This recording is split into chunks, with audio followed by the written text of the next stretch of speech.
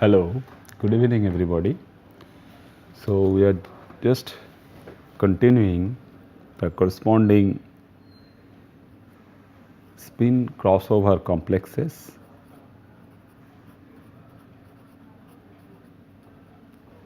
and how these can be characterized. That definitely there is a spin crossover present.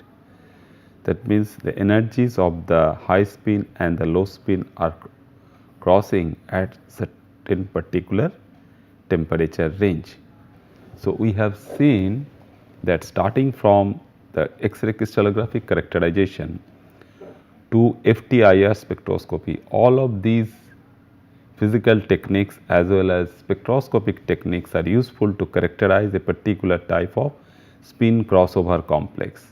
Now, today we will just see how the electronic spectra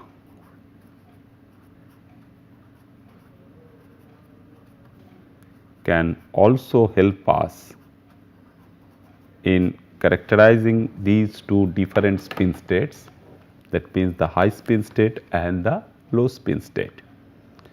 So, in all these cases whatever we are seeing the corresponding temperature effect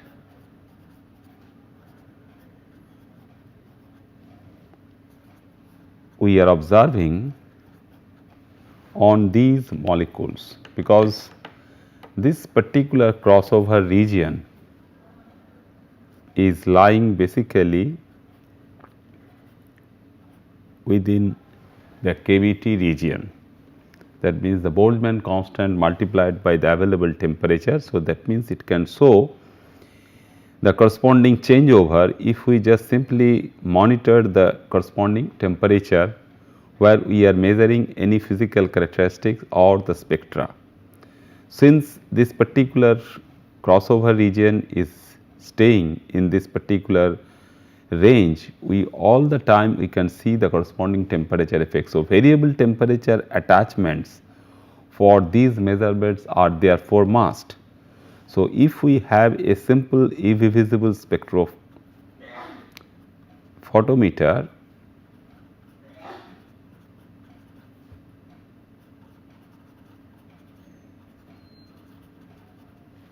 we can have in the laboratory, and these are very common instrument, every lab has this particular thing. So, we just basically take this particular one and in solution stage this measurement we do. So, this particular variable temperature measurements if possible using this compound and solution of this compound. So, whatever we are observing some bands basically which we plot against the corresponding lambda max values which are recorded in nanometer, and the other axis we record the absorbance. So, these are the two basically corresponding lambda max values, and also using Lambert-Beer's law we record the molar absorptivity at the same time. So, this is one particular thing, and another parameter we should also level whether we are measuring this at say 303 Kelvin or some other temperature. That means, the temperature is very important and very crucial for this sort of measurement.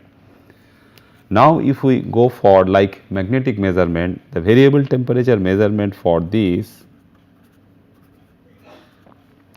variable temperature recording of these spectra.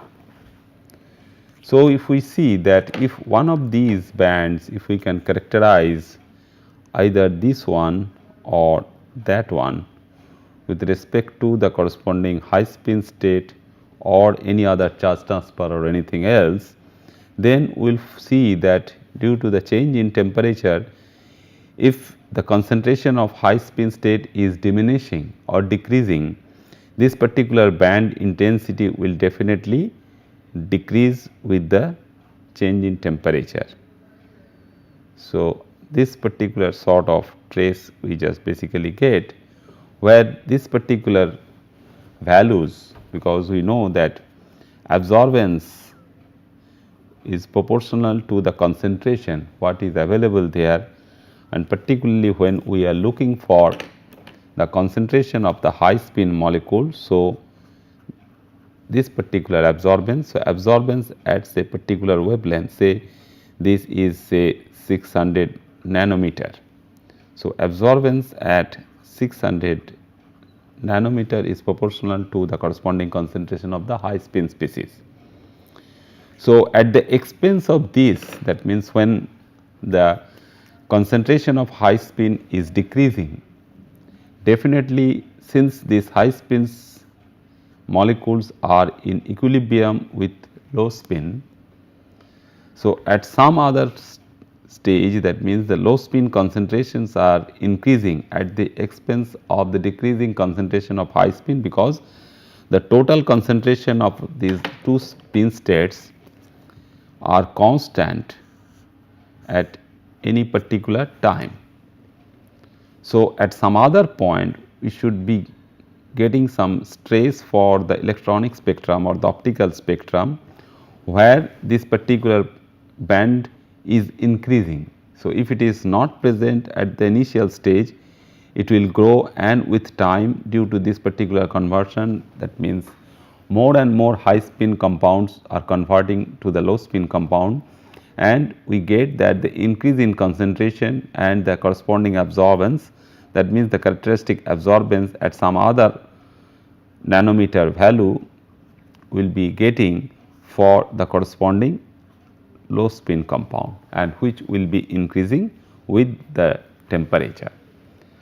So, optical spectroscopy is therefore is a useful technique, and we can record the corresponding spectrum for monitoring the spin crossover for different types of molecules, and we can characterize the SCO molecules using this optical spectroscopy. So, one such example of this particular molecule is the tris picolinate compound of ferric iron, and this particular compound, when giving us that 1 iron and 3 picolinate molecule, and this particular picolinate groups are their picolyl amine groups, rather picolyl amine group. This is pyridine ring and then CH2 NH2. So, the picolyl amine is not picolinate, it is picolyl amine group, because the environment what we are getting like that of our orthophenanthroline bipyridyl type of molecule, that everything is again with that of our FeN6 environment. So, in this particular environment, this picolyl amine is giving the triskelate, and it is in the ferrous state, and the charge is balanced with 2 chlorine in chloride form. So, when we record the variable temperature optical spectra, we get similar type of traces at certain wavelengths, say at about 480 nanometer, and this is around some 1000 or 950 nanometer. So, this is typically a very broad spectrum, but the interesting observation is that if we just go on changing the temperature. So, this is the lower temperature trace, and this is the maximum temperature what can be achieved during this experiment.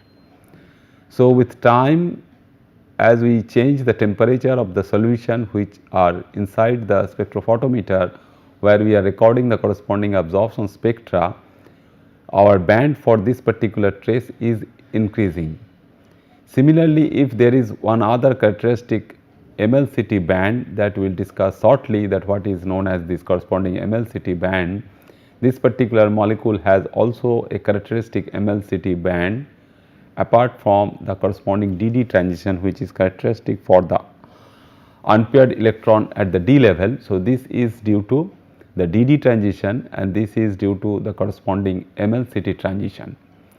So, with this is there the MLCT transition which was there, and at lower temperature this has the maximum value, and as we go on increasing the temperature, the reverse trend is observed. That means your this band position is diminishing with the rise in temperature. So, these two absorption bands basically are susceptible towards the corresponding temperature change, and that temperature change can be identified as the corresponding compound which is present as a high spin one. So, at 830 nanometer, so this is precisely if we take this maximum of this average position is due to that 830 nanometer and is due to the corresponding iron compound having the spectroscopic term symbol as 5T2. So, 5T2 and another higher level term value for this particular spectroscopic term is 5E, and we are not changing the spin state in this particular case, but it is the corresponding high spin state for this iron compound, and these two states are responsible for the corresponding high spin transition which is centered at 830 nanometer. So, we should be able to characterize the compound as a high spin compound only, and at this temperature range one is diminishing and another is increasing. That immediately tells us that this high spin compound is also not stable at this particular temperature change, which can be transformed to the corresponding low spin variety with the change in temperature. So, for this compound as well as some other compound, the absorption spectra, what we call as the corresponding electronic spectra, that these iron 2 molecules at different temperature clearly show the change in intensities of the spin allowed transitions. So, if we have the corresponding spin allowed transitions, the intensities are also changing with the change in temperature. So, that means the allowance for this particular spin state, that means in the high spin state without going for any change in the spin state, then this particular conversion can also be taking place. But if we have a corresponding change for the low spin compound, then definitely also the corresponding band position for the characteristic high spin signature will also be diminishing or will also be decreasing with the change in temperature. So, this particular work has been cited in Topics in Current Chemistry in 2004 paper. So, now we will see that the very basic thing that the color and the corresponding spectra can be very much useful for characterizing these metal complexes. So, how these different colors, and the very basic thing what we know about this color is that since we are handling the transition metal ions,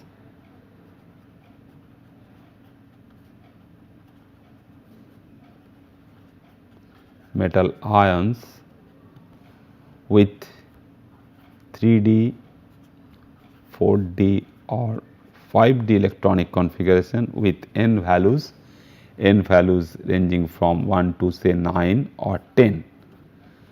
So, that means we have unpaired electrons in the d level, and if these unpaired electrons say in certain crystal field such as the corresponding octahedral crystal field if we can have, and as we all know now that it will be splitted into two sets, one is the corresponding T2G set and another is the corresponding EG set. So, we have the T2G set and the EG set. So, we have the corresponding direct interaction from these, and if we have say one single electron in the T2G level and through that range of radiation which is available in the visible region, if we can promote this particular electron to the upper level, then absorption of electromagnetic radiation can take place. That means absorption can take place at a certain wavelength, and we see that these particular metal ions are colored. So, we see the corresponding color, and when these transition metal ions are present and we put the ligand, and this particular thing basically we are getting from the free ion levels. So, if we have 6L around it, which is in spherical environment in octahedral geometry. So, if we put ligand, we can have the corresponding Ml6 compound and we have the corresponding splitting. So, within this compound we will be able to see some color due to this sort of transition. So, what type of transition we can have, that we will see, and whether all these transitions are allowed or not, that we will see if we know very critically the corresponding color of these complexes. So, they are all brightly colored and they are exhibited mostly by the corresponding coordination compounds, and with the help of the crystal field theory, because we are still with this theory, this crystal field theory can explain nicely the corresponding transition positions and the corresponding transition intensity for these absorption, and why they are also colored. We can have some little bit of explanation with respect to this. So, for the entire visible region, the entire visible spectrum basically, we always know is a VIBGYOR. So, if we have the 7 colors, but for the even distribution, if we distribute them from violet, blue, green, yellow, orange and red, so we will have some useful this particular circle of the color, and if we consider it as a 6 leaf of a flower, so then immediately we can have some ranges for this absorption, color absorption for a particular wavelength range, and what we will be seeing is the corresponding complementary color due to the absorption related to that of your corresponding splitting energy, crystal field splitting energy. So, the difference in energy between the atom in the ground state and the excited state is equal to the energy of the absorbed photon, which is also true for any atomic system, but is also true for our molecular systems at the same time, and is related inversely to the wavelength of the light. So, once we know the corresponding energy gap, which is delta E, and this delta E we can correlate with h nu, and then nu can be correlated with the lambda value. So, basically what we are recording in the corresponding electronic absorption is the corresponding lambda values. So, what we see there, the corresponding very beautiful colors. If we just go to the laboratory and we can have some basic idea about the different colors by doing some simple coordination chemistry. Here this is, hence it is a solid in the watch glass, the solid material is definitely the metal. So, metal, when we are able to get the corresponding solutions, the first thing, the first chemical reaction that we can do on the metal, how we can dissolve those metals in a particular solution. And now, if we want to change, if we want to modify the corresponding ligand system or the corresponding oxidation state of the metal ion, we get all these different colors. So, we have in VIBGYOR spectrum 6 basic coloration, but from a single metal itself we can able to get 4 such colors, and these are very beautiful colors which can be prepared from there. So, what is that? Let us see, this is therefore the vanadium metal. So, if we have the vanadium metal, the metallic species is like this, and some techniques, some recipes, some procedures are available which can allow us to dissolve the vanadium metal in solution. And these solutions, if we can have, this is vanadium 2, that means if we are able to dissolve this vanadium in say 1:1 or concentrated hydrochloric acid, we will be able to produce vanadium chloride in the solution, and vanadium is present in the vanadium bivalent state. So, VCl2 in solution. So, if VCl2 is present in solution, it has a corresponding violet coloration, and it can be easily characterized it as the vanadium +2 state, and for that we have typical crystal field splitting parameter, and the vanadium 2 plus the corresponding electrons basically give rise to the different transition energy, and that is why the solution color is different from the other 3. Then if we are able to oxidize it to the vanadium 3 plus situation, it is in greenish blue in color because we are changing the corresponding oxidation state, and again in water medium. That means we are unable to change here the corresponding environment, simply we are changing the oxidation state. So, this is one more important parameter where the same water environment we can have, but we are changing the corresponding oxidation state from vanadium 2 to vanadium 3, then vanadium 4 and vanadium 5. So, all these different oxidation states will give rise to different energy states for the different electronic transitions. So, the third one is due to the VO2 plus is the vanadilyl species, which is in the plus 4 oxidation state, and is the dioxo-vanadium species, which is monopositive in charge, which is the corresponding vanadium 5 species, which is yellow in color. So, if we are able to measure the corresponding electronic spectra for all these solutions, we can have the very characteristic lambda max values as well as epsilon max values for all these 4 solutions. So, these electronic transitions, if it is for different oxidation states of a particular metal ion or some ligand environment, we can able to sense the corresponding optical pumping by broadly classified into 2 groups. So, 2 types of these electronic transitions we can have, where we will see that how the 2 different types of transitions can be available, where the color of the transition metal compounds are so many. So, definitely like that of our splitting, the T2G and EG type of splitting, if we have E1 and E2 as the 2 level, one is where we have the unpaired electron in the ground state, which can be promoted to the excited state, which is the E2 state, and the corresponding separation between these 2 states we call it as the energy gap, and this energy gap will basically be related to the corresponding H nu value and the corresponding lambda max values. If the energy gap is more, we will be able to get the corresponding transition at shorter wavelength, that means the high energy transition, and if the energy gap is less, we will getting the corresponding transition at low energy, that means the longer wavelength. So, we have the delta E values, which is the difference between these 2 levels, and now we will just bring the corresponding idea about the coordination, that if we have the ligands, we already have seen related to the corresponding CFSE calculation and the corresponding crystal field splitting, that the ligands can influence the corresponding delta O values, and therefore, it can also change the corresponding color.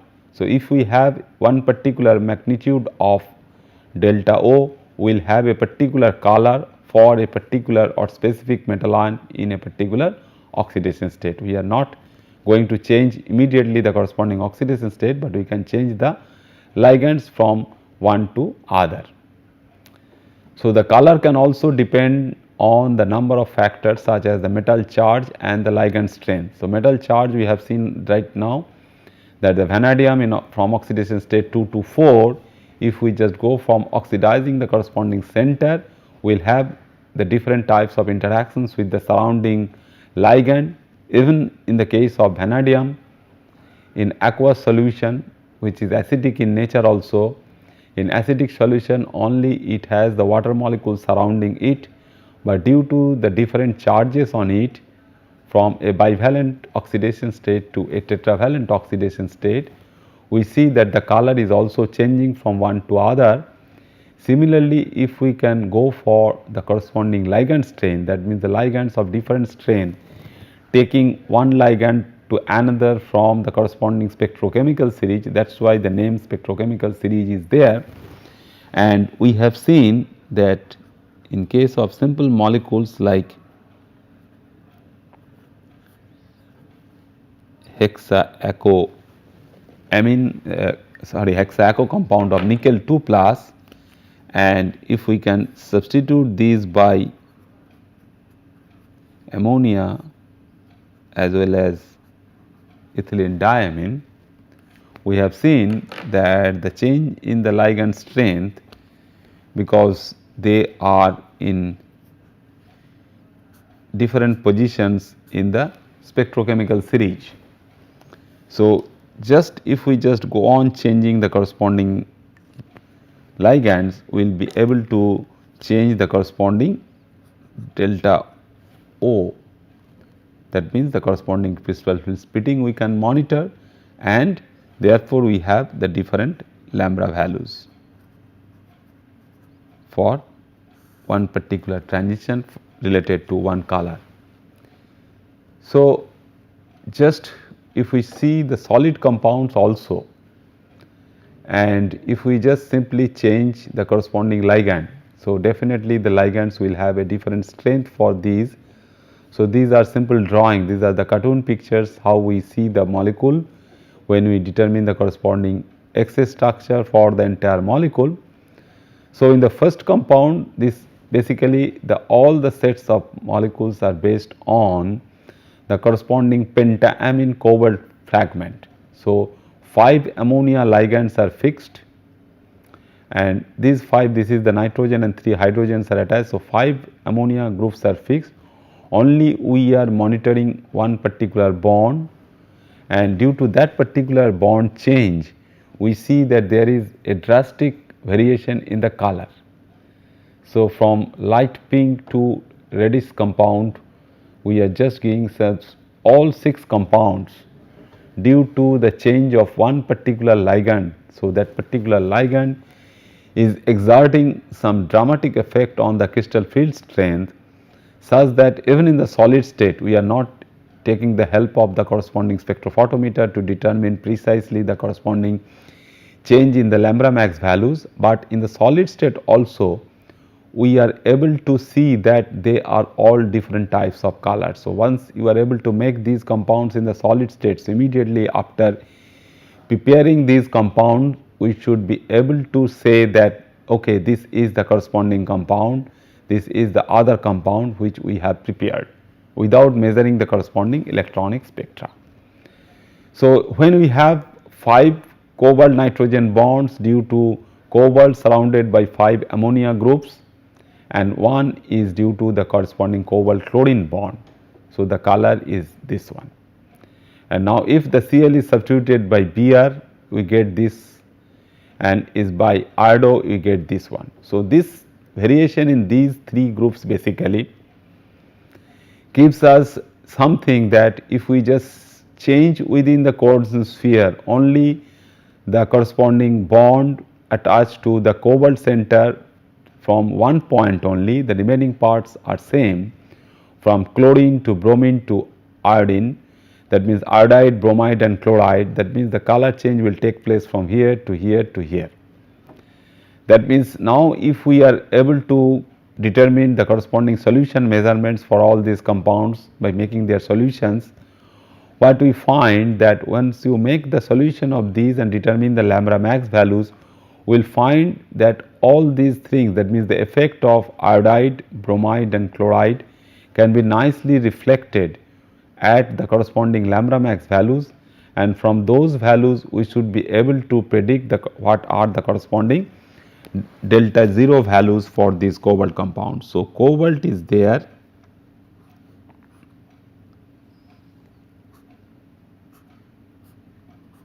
and these positions are occupied by the ammonia, and now what we are simply trying to monitor is that we have this iodide, then we can have Br, then we can have Cl, and we just notice the corresponding color of the solid compound, and in the solution we see the corresponding color change, and from there if we are able to see the corresponding lambda max values for the different amount of this separation, that means the corresponding delta E values, we get this particular spectrochemical series, part of the spectrochemical series. So, this basically gives us some idea how we make the corresponding spectrochemical series, and experimentally we can verify that this iodide is less than bromide and less than chloride, because they are very weak in corresponding pi donor ability. So, they are poor pi donors. So, that will classify nicely when we see the entire spectrum of these groups which can be attached to the cobalt center. So, next, if we just go from this iodide to nitrite, this is the nitrite one. So, nitrite means we have the direct bonding of nitrogen with the cobalt center, and we all know that nitrite is a very strong ligand which is very close to cyanide and carbon monoxide. So, this will exert a very strong crystal field to the molecule, and also some intermediate values in the spectrochemical series, that when sulphate is bound to this particular cobalt center through one of the oxygen of the 4 sulfur oxygen bonds, and then the carbonate 3 carbon oxygen bonds are there, and only 1 oxygen is utilized for binding to the cobalt center. So, we have all these variations, that means that chloride is bound, the bromide is bound to the cobalt center, the iodide is bound to the cobalt center, then the nitrogen of the nitrite is bound, which is completely different from nitrogen of the ammonia, then oxygen of sulphate and oxygen of carbonate is bound. So, all they basically can be able to modify the corresponding crystal field strength, and we get the different lambda max values for the electronic transitions, and the different solid state colors are also there. So, if we have hexaaco titanium 3 plus, which is the most simple species, the most simplest possible species what we can measure for its corresponding absorption. So, if we measure this, we basically fix this in terms of the corresponding lambda max values, but also sometimes for comparison purpose we report it in centimeter inverse scale. So, we have the corresponding nu bar max, because we are utilizing this particular energy scale as Webb number inverse. So, that means centimeter inverse we are talking about, and this is the corresponding splitting, and this is basically the corresponding lambda max value. So, we get a very beautiful band at 430 nanometer. This will be corresponding value in the lambda max is around 430 nanometer.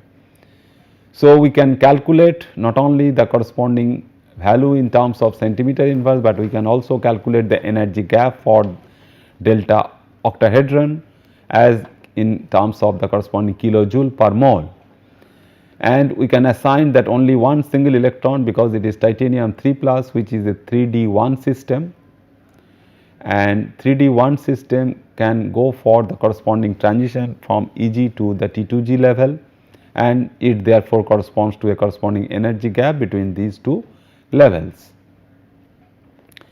So, the color wheel what we have just now we have seen, and another one also we can see here in a different form. Now, we just basically divide the entire color wheel, the Newton's wheels rather we can see. This can also be the corresponding part of the Newton's wheel, and now we have the different range, and we are only considering the even number of color ranges. So, that is why the indigo is not there in the VIBGYOR part. So, violet to blue to green, yellow, orange and red, and now we have the corresponding ranges. So, the wheel basically demonstrates that which color of the compound will show if it has only one absorption in the visible spectrum. So, just now what we have seen, that one particular color what we are seeing, but we are recording it at its corresponding absorption. So, what we are measuring is the corresponding absorption, but we are looking at the corresponding solution, what we see that is corresponding complementary color or the emitted fraction of the white light what we see for the color of the corresponding compound. So, if a compound absorbs red light, it will appear green. So, when we measure a corresponding solution as green, that means the green solution of say copper or nickel 2 plus. So, when the color of the compound is green, so definitely the absorption is taking place in the red region, that means is completely in the opposite side. So, if the absorption is taking place in the range of 630 to 750 nanometer, we can only see the solution color as green. That means the corresponding nickel 2 plus solution or the corresponding copper 2 solution, which appears mostly as green or bluish green, but the absorption, the energy range, their corresponding separation, the delta E value which we will be getting is the corresponding energy values, which we can calculate it out from the corresponding values in this particular range. That means the 630 to 750 nanometer, that means is basically a 120 nanometer range. So, this entire range basically gives us this particular value for this. So, though we are distributing these colors for this different range, but this particular value from 630 to 750 is 120 nanometer, but this particular is not 120 nanometer. The green region is only 80 nanometer, because it is 180 nanometer, because it is for this is for 80 nanometer. So, it is 480 to 560. So, this is basically 80 nanometer. The span for a particular color for the range is less, which is not exactly matching to the opposite color, which we see as the corresponding complementary color. So, if we have the corresponding absorbed color, if the absorption is taking place in this particular region, it is basically some rough estimate. This is basically a rule of thumb for taking into consideration that which particular color is getting absorbed. That means, if a solution is giving the corresponding electronic spectrum in the range of 590 to 630 nanometer, we will get a corresponding different observed color, and the solution color would be blue. That means, if certain copper compound is giving blue coloration, that means its absorption must be taking place in the range of 590 to 630. So, this particular span is also not very much, is spanning only this 40 nanometer, but the corresponding observed color is also spanning less, it is also only 50 nanometer. So, within 50 nanometer range we have only the blue color. So, if we make this entire list basically from visual part, and is been divided into some part as the corresponding hybrid coloration. So, violet, blue and indigo part is there, and then green, yellow, orange and red, and after that we have put the corresponding purple. So, these are the absorbed ranges from 400 to 720 nanometer. And when we see the corresponding change, so if the entries not correspondingly we have in VibGeo the 7 colors, when we reduce those 7 colors into 6 to get a even number segments in the wheel, the colored wheel, now we have the corresponding values for these are the 9. So, we have now distributed all these colors into 9 fragments. So, we are running from violet to purple now. Thus, this after red we have the purple. So, is in the VibGeo range only 2 we have. Apart from that VibGeo we have only 2 this hybrid color, which is equivalent to the indigo color, and the yellow, green and the purple are different. But what we do, if we write down all these values straight away from here, from top to bottom, from 400 to 720 nanometer as violet to purple, what we can do, we just simply change the violet to from here to here for the color what we see in the solution, the observed color. So, we have, this is the energy scale, because these are the high energy range and this is the low energy range. So, energy scale is from bottom to up. So, from first, second, third, fourth, fifth color we are getting this violet. Then the same trend we are writing from violet, then blue or dark blue, blue, then blue green, then green, yellow green, then orange, red and purple. So, all other colors we can basically put beyond this particular point. So, if we start from the 5th color where yellow green is absorbed and we see the violet color as the emitted color.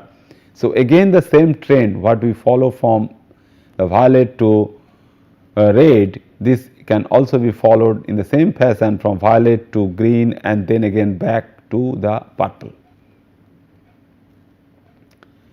So, now we see that how these ligands can influence the corresponding delta octahedron values. So, we all know now that we have a corresponding spectrochemical series that we have seen earlier, the different entries for the different ligand systems, and after arranging those depending upon the strength of the ligand field around a particular metal ion, say it can be on the cobalt what we have seen just now, or it can be on nickel, or it can be on copper. So, we get an order of ligand field strength based on experiment, which is definitely experimental proof now, that we will be able to measure the corresponding lambda values, and lambda values will tell us how much we have the corresponding energy values for the delta octahedron.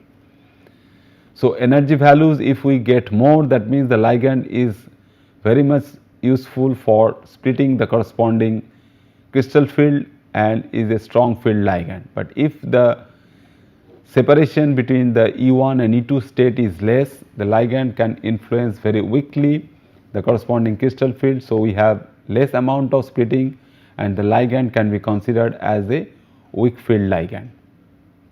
And on the right hand side, we have the corresponding strong field ligand, which can nicely split the corresponding splitting, and the amount of splitting will be much more than that of the weak field one.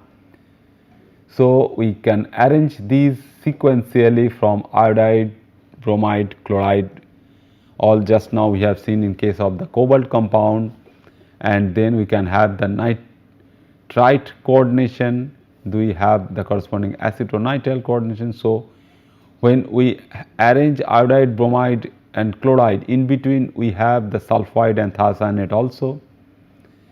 Then after chloride we have nitrate, which is little bit higher in strength than chloride, but which is less than fluoride, then oxalate, water, then isothiocyanate. This is thiocyanate which is binding through sulfur, and this is isothiocyanate which is binding through nitrogen. So, when we talk about sulfur, this is sulphide and thiocyanate which is binding through sulfur, they are side by side. But when it is nitrogen, we have the nitrogen coordination from isothiocyanate which is less than acetonitrile. This acetonitrile is still less than ammonia, and in case of nickel coordination we have seen that ethylene diamine can enhance higher ligand field strength in a complex with nickel, where we can substitute nicely all the 6 water molecule by ammonia and then by ethylene diamine. So, once we have the coordination from ethylene diamine on the ligand part to a metal ion, then we can go for the corresponding bipyridine, then orthophenanthroline. So, from here basically after ethylene diamine it has a chelate effect we have discussed earlier. So, from this chelation, so this has the chelate effect, though oxalate is also a chelating ligand but is weak in nature, which is still weaker than the water molecule itself. So, from this particular part, the ethylene diamine, which is a bidentate NN donor ligand, we can have the bipyridyl which is stronger than ethylene diamine, but which is in the stronger region. Then orthophenanthroline which is still stronger than bipyridine, then nitrite, then triphenyl phosphine which is a very big ligand and which is a monodentate one also, but is a very strong field ligand. So, is a neutral one like carbon monoxide, but which is higher than that of our nitrite, and then we have the cyanide and carbon monoxide. So, mostly if we can have some idea that what are the very good weak field ligands, we can immediately say that iodide, bromide, chlorides are the weak field ligands, and what are mostly the strong field is the nitrite, phosphine, cyanide and carbon monoxide, and in between we have other ligands, a large number of ligands we can put in between, and they have some intermediate character between these strong field ligands and the weak field ligands. So, this already we know that what type of ethylene diamine is. The ethylene diamine is the NN donor bidentate. This is the corresponding bipyridine ligand, and this is the 110 phenanthroline or orthophenanthroline. So, if we arrange in a column like structure or column like arrangement, at the bottom we have only the weak field ligands and at the top we have the strong field ligands.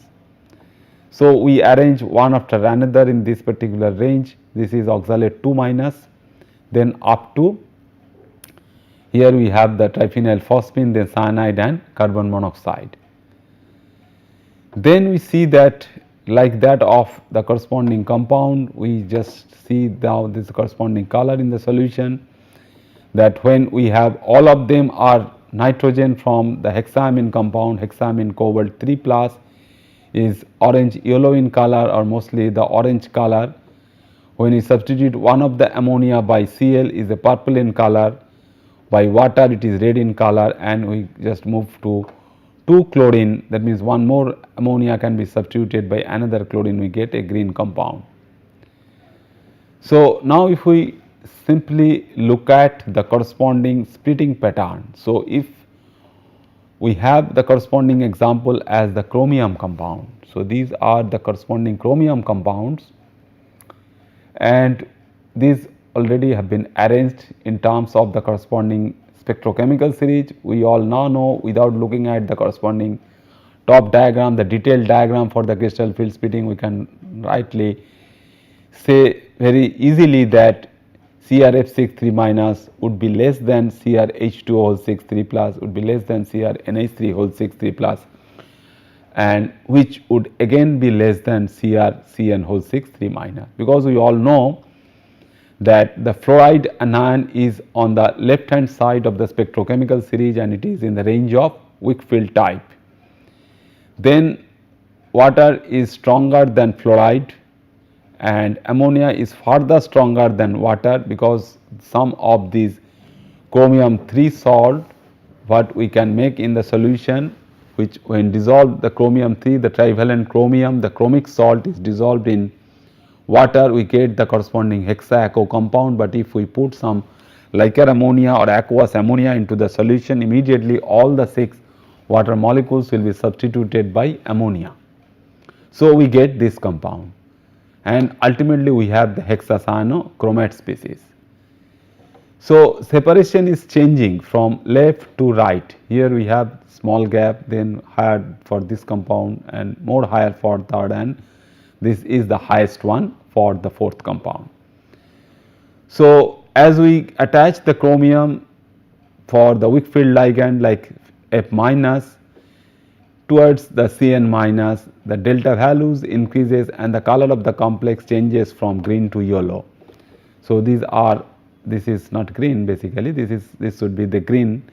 So, the color variation basically taking place, this is green in color, nice green color is there. But if we just compare the corresponding color wheel, we will find that when the solution color is green, we have less splitting. But when the solution color is yellow, is a lighter side, is a yellow color, we get basically the corresponding complementary color which we get as the yellow, but the absorption it is in the higher wavelength range.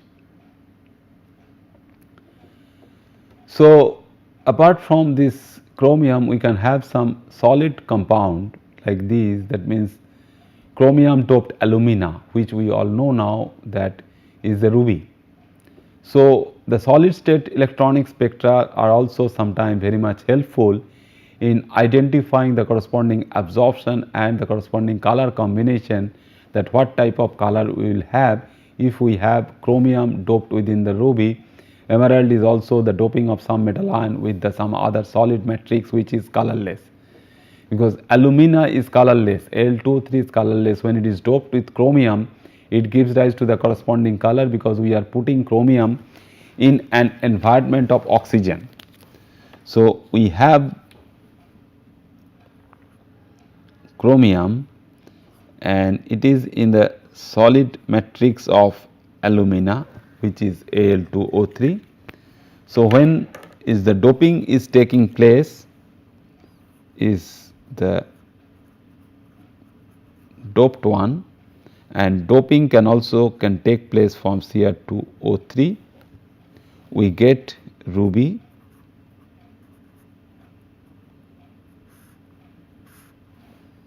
and that basically gives us the corresponding chromium crystal field, which is important. Why this is colored? Because this chromium crystal field we will be able to get where we have the environment with all these oxygens, because you see the ligands, all the ligands are around this alumina as well as around chromium are all oxygen. So, we have a nice octahedral field which is made up of 6 oxygen atoms of the oxide lattice, because basically what is happening there in the solid state, that all of them are filled with some oxide lattices, and we can generate some OH cavities or holes in the solid state structure.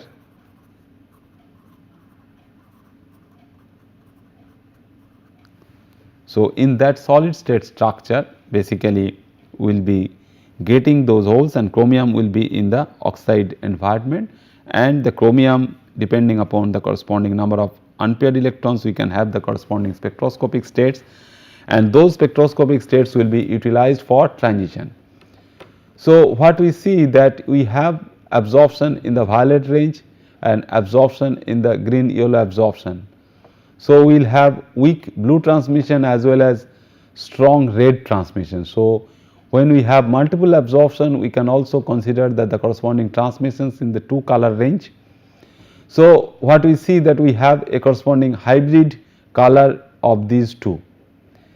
Similarly, in case of emerald, we have the violet absorption and yellow red absorption.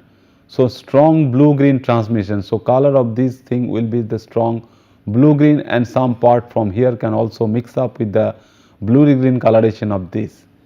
So, in real systems like this high end gem and some minerals, there are regions of different light absorptions. So, there are multiple regions for light absorptions leading to a wide range of colors. So, color can vary from one range to another, and sometimes we get the hybrid color, the mix up color of these two range, which are responsible for the corresponding transmissions.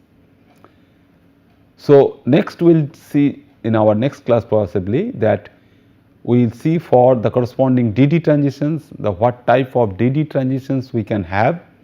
That means there are some selection rules which can control the different types of transitions. So, just now what we have seen, that what we are talking about here, that what we are monitoring, that we are monitoring nothing but the DD transitions. So, one D level is involved and another D level is involved for the excited state. So, one is E1 and another is E2. So, if we just consider that this is d based, that means d orbital based, and this is also d orbital based, and the transition is taking place. And there are certain things that we can also have the corresponding state, that means the spectroscopic term symbol. The spectroscopic term symbols are there carrying the spin multiplicity values.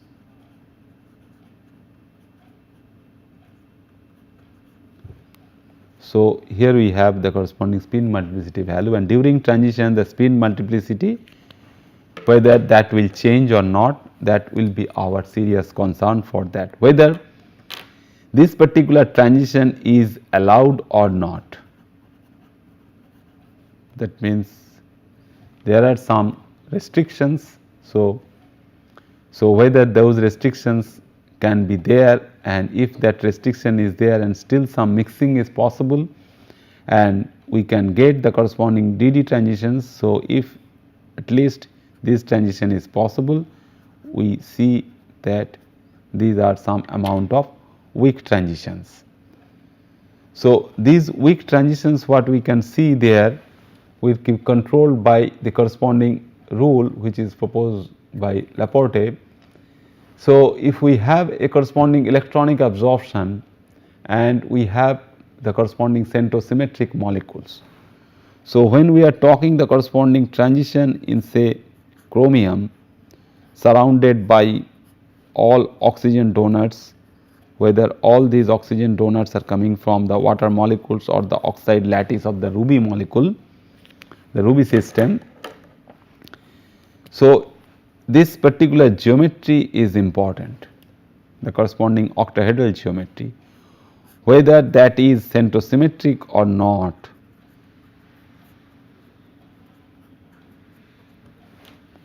That means after these transitions, whether the symmetry is preserved or not, that means if there is a center of inversion, center of inversion or not.